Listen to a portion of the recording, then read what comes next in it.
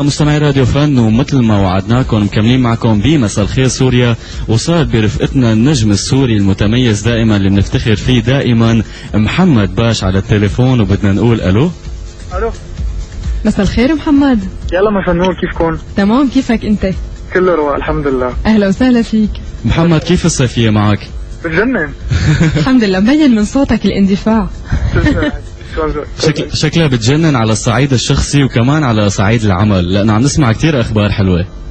الحمد لله، انا يعني كثير مبسوط اني اول شيء عم بحكي مع راديو فن، وكثير مبسوط اني هيك رح اعطي اخباري كمان الجديده، وممكن الناس لسه ما سمعت عنها يعرفوا الجديد اللي انا عم ساويه، وشو في شغلات هلا ان شاء الله رح تكون قريبه كثير.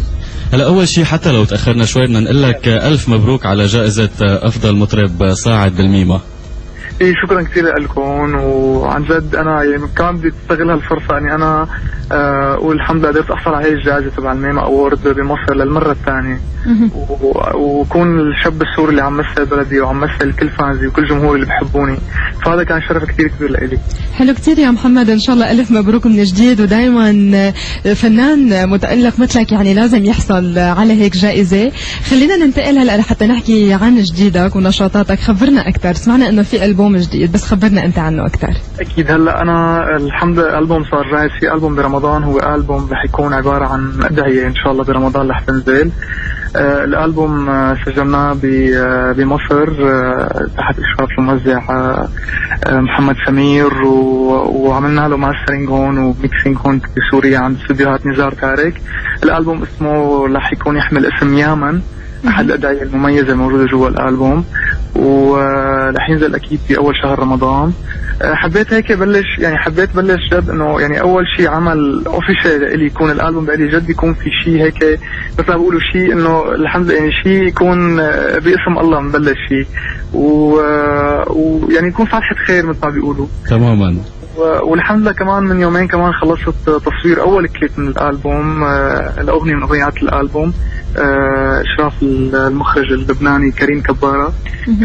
كثير كان الجو كثير حلو، التصوير كان كثير ظريف، وان شاء الله نطلع نتيجه كثير حلوه. ما رح تخبرنا شو اسم الغنيه؟ الغنيه اسمها اصبحنا وامسينا. حلو.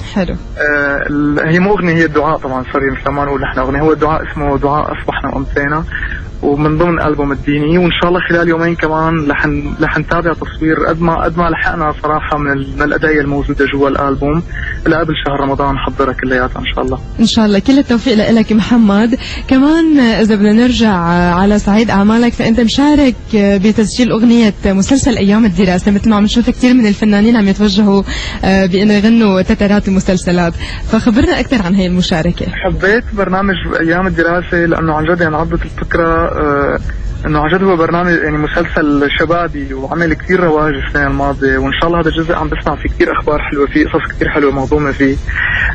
فالحمد لله انه حبيت الاغنيه تبع الشارة، ومبارح كمان كنا عم نشتغل فيها، وهاليومين يعني ان شاء الله بتكون جاهزه، وان شاء الله تعجبكم. جوها كثير مختلف عن كل التترات اللي بتسوق، يعني هي عباره صارت يعني اغنيه ممكن اي حدا يسمعها حتى بالراديو وبالسجله يسمعها، هي عباره هي اغنيه، تعتبر اغنيه ما فينا نحطها بمجال انه هي كتتر مسلسل، لا هي اغنيه وكثير حلوه. اشتغلها اياد الريماوي بالاستوديو كمان عنده، يعني شباب جد الموسيقيين موجودين عندنا بسوريا جد عم يعملوا انجازات كثير حلوه، والحمد لله ان شاء الله كمان تنال اعجاب كل الفانز تبع مسلسل ايام الدراسه، وكمان كاغنيه لكل فانز محمد باش كمان يحبوها.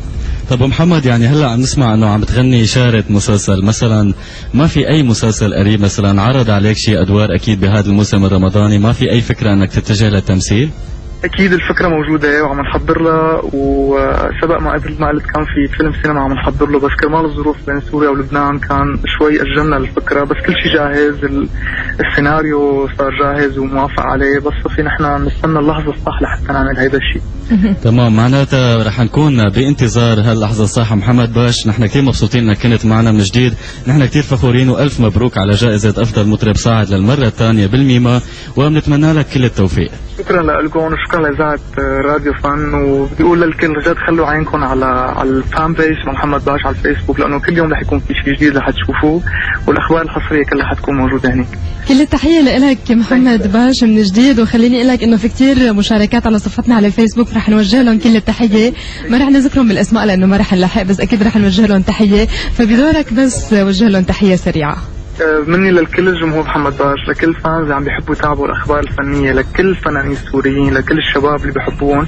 انا باسمي محمد باش بدي اوجه لهم تحيه كثير كبيره، وبقول لكم بحبكم من كل قلبي، وبقول لهم هي اللحظه اللي كنتوا ناطرينها وانا ناطرها معكم اجت، ورح تشوفوا كل جديد ان شاء الله. كل التحيه لك من جديد محمد باش. شكرا كثير لك محمد. باي باي. باي باي.